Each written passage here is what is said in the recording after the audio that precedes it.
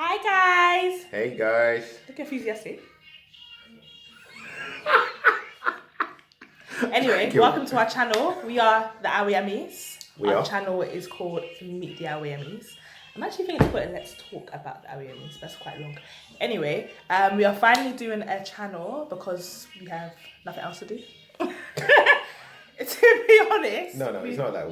We have said we're going to do it for a long time. For about 2-3 years, we've been saying we're going to do a YouTube channel, but it just never happens. Sorry if you can hear nursery rhymes in the background. We need to keep the baby occupied. But yeah, it just never happened. But we have a lot to talk about. We get a lot of people asking us about our age gap, about our different religions, and so on and so forth.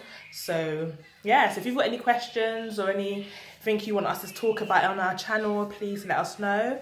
But right now we're going to speak about ourselves, get you guys in on our family, and yeah, do you want to go first? No, you go first. Ladies first, I think. All right, thanks. I'm Joanna, and for those who don't know, I am 29. I never disclose my age because, I don't know, people just keep asking, it's unnecessary. But yes, I am 29 years old. There is a 10-year gap between me and my husband. I'm Christian, my husband is Muslim. We have 3 beautiful children. You will meet them one day. Yeah, thanks a lot. Now that you said there's a 10-year age gap between us, so now everyone's gonna know my age. Anyway, guys, I'm Habideen. Yes, I'm 39. I may not look 39. The husband. The husband. Everyone knows him as the husband. The husband. But I call him H for short. A lot of people call him H for short because his name is quite long, so I shortened it. But yeah, go on. Yeah. So. Yeah. So. Where should we start? But I don't know.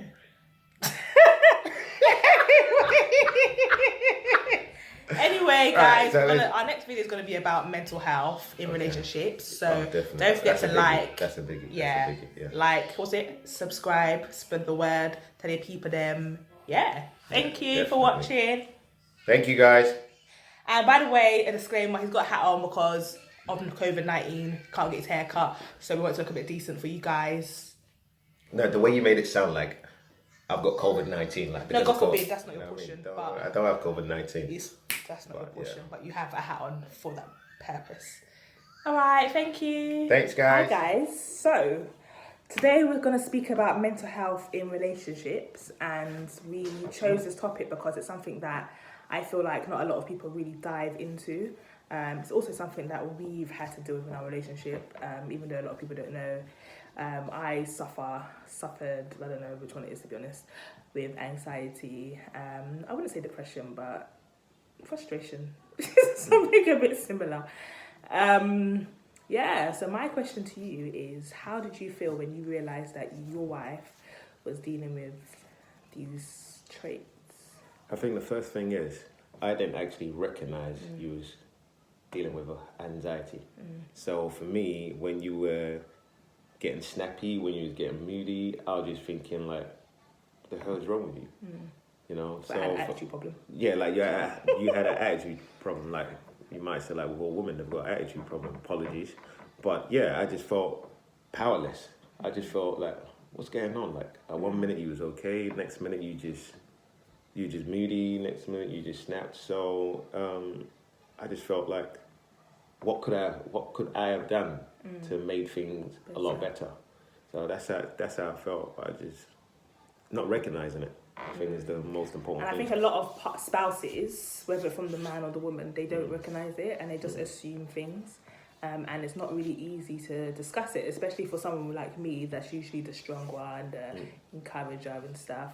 I was kind of, to be honest, I was kind of okay with people thinking I had attitude because people always think I had attitude problems. So I was kind of okay with keeping it in because I'm still learning how to talk about those kind of things. I'm not really good at speaking about my emotions and how I feel and stuff. I can tell you how I feel when I'm annoyed, but to actually really talk about how I generally feel, what makes me scared, what makes me anxious, I'm not really good at talking about those things. I'd rather people just think that I've got it all together. But over the years, I have learned that that's not helping anybody. It's not helping me. It's not helping my kids. It's not helping anyone that might be dealing with things. So it's good for me to be transparent and stuff. Yeah, and I feel just like you said, I think you bottling those feelings and emotions, hence why I just struggled to understand. And I say to anyone out there, obviously, if you're having anxiety or you're feeling depressed, like talk to someone. Like we seem to always keep things in, like bottle things in. So it's not helping no one. Like just because it causes a lot of problems in that relationship. Because I feel like it caused relationship problems for us. It did. You know, arguing all the time unnecessarily. Like we can argue about why does the light stay on, which a lot of people argue about, but for us it was going really deep, and it got to a point where we had to do counselling because why are we arguing about why is the light on? Do you know what I mean? And it's not normal arguments like I'll switch it off next time. We were arguing about something else but covering up with the light basically. And counselling is a godsend because sometimes we need someone that's non-biased, non-judgmental to have conversations about what we're speaking about and not about us as individuals, because naturally when I tell people stuff, they'll say they know that I'm a bit mouthy and H is a bit jokey, so naturally they think, oh, it's my fault or I'm being a bit rude and stuff, but it's really not.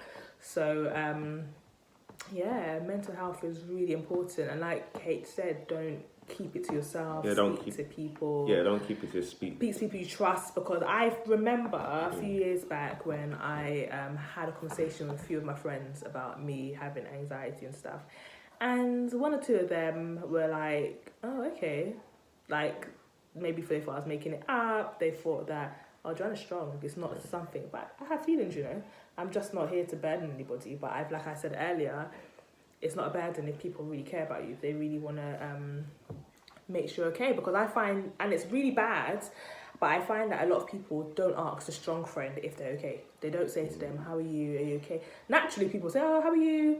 But they're not expecting you to tell them, oh, today I felt like crying or whatever. They're just, okay, I'm fine. That's generic response that everyone's used to hearing. Do you know what I mean? And I feel like people need to generally go out of their way and find out if their strong friend is okay, because like I said, it's not easy for strong people to reel off all the information. So you need to really dive in and say, are you okay? I'm noticing, you're a bit off, your characteristics are not as usual, and you're not laughing like you used to. These are things that need to be asked, and not just think, oh, they're just in their mood again, because sometimes it's not a mood. Sometimes they're just feeling really down, really vulnerable, and they just don't want to speak about it. But you need to persist, because there's a lot of people out there commit suicide. That is not my portion. Committed suicides, and people are saying, oh, I wish I asked them if they were okay. I wish I called them. So why didn't you? Why didn't you go out your way to make sure people are okay? Same thing I say to my husband, don't think because I'm cussing bad words, why don't you just stop and say, are you okay, babes? And not just assume that I've had a bad attitude, because I don't. Because I think I'm a really nice person. That's not nice. Nah, I'm only joking. Person. My wife is a lovely person, that, babe. No, as you were saying, I think it's so important. Just touching back on what you were saying, a lot of us felt like we're so. A lot of us think like we're so we're strong, and we really don't want to let people show people our weakness and be like, nah, I can't let that person know. Okay, for example, I'm suffering from financial issues. Like no one can know. Because that can cause, even financial issues can make you mad, don't use the word. Yeah, so but it can cause anxiety and stuff. So it's like a lot of things like that, like financial issues, like people just keep it in. They'll go to work thinking everything's okay. They don't tell their partners. They're suffering from depression due to financial issues, and people just keep it in. Just like you said, when people ask, how are you doing? Automatically, we put our guard up, and it's like, yeah, I'm fine, we're okay. You know what? But deep down, what you're saying, babe, can I just say something? Yeah, sure. I feel like a lot of people, especially when it comes to black men, they don't feel like black men have feelings, and they, put them at this pedestal that if they can't cry, they can't be upset, they can't have their own, emotional breakdowns, whatever. And that's why I feel like a lot of black men are scared to cry in front of not only their friends, but in front of their spouses, because they want to show this facade that, I got it together. But I think it's important for a man to cry, because it's a lot that you as men have to carry on your shoulders. I cry. Yeah, and it's a good thing, because even though at first, I ain't gonna lie, when we've been together 10 years or over 10 years, but when I first saw him cry, I was like, because I never saw Daddy crying growing up. Like, crying wasn't a thing that he did. Do you know what I mean? He was just, do you Do you know what I mean? He wasn't a crier. So when I saw you cry, I was like, okay, I need to get my shit together because it's nothing wrong with it. So if you see your man crying or a boy crying, even like with Micah, 10-year-old, well, he's 11 now actually, 11-year-old son, I always say, don't tell my son not to cry. If he wants to cry, as long as it's not about stupid things, sometimes it's really stupid things, but let him cry, have that emotion, because a lot of black men, boys are told not to cry to the point where they become angry and they don't know why they're angry as they get older. So it's important because black men suffer with mental health as well, mental health, depression, anxieties and whatever, and not a lot of them have a supportive team to be able to say, you know what, bro, I want to cry today, let me get a hug, or you know what, wifey, I want to cry today. But why? There's nothing wrong with it, because it's a lot. We're humans, you know what I mean? We all suffer. It's not, you know, we all pray that we're going to be a millionaire. Yeah, and I find that the thing is, in a situation where I felt I've had anxiety, or I won't say depression, I've cried. Yeah. And that crying just allowed me to bring out, just release a lot of, is it? What's called toxins? Same toxins. I don't know crying, whatever crying makes, gives you that toxin. Anyway, all I'm saying is, look, just talk to people. I understand it's hard. Write a journal. I think writing a journal. I understand. That journal, but then you're keeping a journal to yourself. Yeah, who else is in the journal? No, just talk to someone close to you. No matter what you, or get counsellor. No matter who it is, just talk to someone. Counselling. Or ask. A lot of black people don't want to get counselling. I don't know why, because counselling is good. Yes, they're expensive, but they are really good. But you know what, babes? It's not everyone has an open mind. So even if you say go and talk to your friends and family, they'll be looking at you. But then they feel like they'll be judged. Yeah, and they look at you like they don't know. Them themselves don't know what to do. So when you're coming with them with your problems, if anything, they're gonna make it worse. Not everyone, so don't get me wrong, but some of your family members make it worse because they make you feel like there's something wrong with you, and there's nothing wrong with you. Yeah, definitely. Do you know what I mean? So it's hard for them, and when that happens, I feel like it throws them back into their shell because, do you know what I mean? It made them feel a bit more secluded than they already felt, sort of thing. But like I said, counselling is not judgmental. I think it just, the most important thing is that support system. Just let it out. Just speak. Even if you can't talk to anyone within the family, if you have some sort of support at work, speak to them. Like, for example, at my workplace, we have a support system that I can call and someone will talk to me. Just let it out. You have to. At work? Why don't you speak to me? Huh? Who are you calling at work about? I have some issues now. I can't discuss with my wife, so I just speak to them at work. I'm only joking. But no, I'm just saying for the people out there, like, just to, like, please. There's no barber hat. Have you finished now? Sorry, but yeah. Can I carry on? Yes, you can. Thank you. Now, on the road, man. Please, guys, it's mental health. It's real. It exists. Depression, it's real. It exists.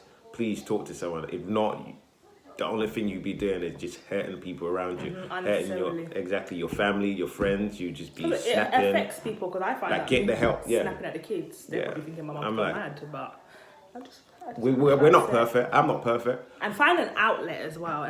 Because as much as I love my husband and my kids, my outlet is to go and enjoy myself and do stuff for me. And for many years, I didn't do that. I was just revolved around my husband and my kids. Huh? And yeah, I was. Revolved. Like, I wanted to make sure you guys are okay. Like, I've not done anything for myself. What have I done for myself? Apart from, obviously, I've gone a few things behind me. So what was I doing? But you were doing, good too.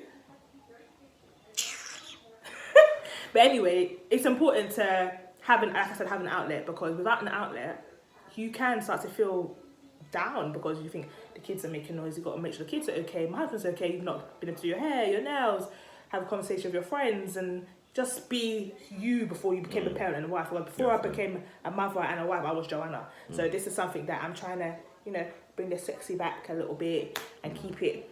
So on that note, I'm trying to say, how do you feel now? Do you still get this anxiety? I find that I still have. So people can know you're in a better place now. Is your relationship in a better place? No, I'm telling you, I'm just trying to find out so I can, so. Okay, babes. I'm in a much better place. Yeah, I'm just. You know what? I told myself last year that 2020, even though COVID has come to misbehave, that was my year. Like, I'm not going to focus my world around the kids and my husband. Not that I'm not going to be there for them. Of course, I'm going to look after my family, but not to the point where I've thrown myself to the back burner. I'm going to make sure that I'm healthy, that I'm happy mentally, physically, everything. Because if I'm not healthy, everywhere, mentally, physically, whatever, my hands, then I can't look after my family to the best of my ability. I'm going to give them the rest of the drink, basically, not the fullness of it. But yeah, I am in a much better place. I'm much happier. I'm still working on my patience. I don't know. Do you know, sorry to... No one in my family has patience. I don't know if it's generational. But I'm still working. Can I just say something, just for everyone? Do you know the point that I realised, oh, shoot, there's an issue. There's a particular day we had, I don't know what you were going through. No, it wasn't when you broke it. You broke the plates, how did I know? I threw them at you. They were in the kitchen now, bro. Oh, wow. Okay, that's not the one. So you're going to start letting everyone know, like, you're in some sort of... police for me. sort of abuse. You see? Anyway, it's that day, I don't know what it was, you just started crying. Oh. And I've never seen you cry before. And you was like, in fact, I heard you upstairs and you was crying, like, you know what I mean? And I'm just like, what's that noise? And I got closer and closer and you're like proper crying, like, and I just like, wow. Now, that really like touched me. That just made me feel so... Just made me feel like I could just crawl into some hole, like I didn't understand what was going on while you was crying. And I said that was one of the worst moments I've ever had in our relationship. Wow. Yeah, it was one of the worst moments. And that's when I wanted to start understanding, okay, what is mental health about? Why are you going through this? Before, I'll be honest, I was ignorant. Like, oh, just, what do you mean? Look, the things, tell them. I'm not trying to say, look, I'm a Nigerian, maybe it's the way I was brought up. It was a case where, what do you mean mental health? What is mental health? I know, I don't have mental health problems, that's not Yeah, I'm just saying, I don't want to speak for, I don't want to say, I'm not speaking for all Nigerians, but for me personally, I was just thinking to myself, what do you mean mental health? My friend, you got attitude issues, man, go sort yourself out, which is no one, it didn't, such word as mental health, it just didn't exist. It wasn't in my vocabulary. It was just, oh, you got issues. Yeah, you got attitude or whatnot, fix yourself up. But yeah, that day is when I sat down, I'm like, wow. At least you realise. I need to try and help you overcome this issue. And I'm just glad, like, yes, you've been able to overcome it. It's a work in progress because like any mental health, you can the baby is in the building. This is my shadow. So guys, please like, subscribe, tell the world hello, tell the people. Hey guys, please like, subscribe. Yeah. Oh wow. Corona. It's asthma, but guys, like, subscribe, spread the word. Thank you for watching, tuning in. Yeah. Yeah, bye. Have a nice day.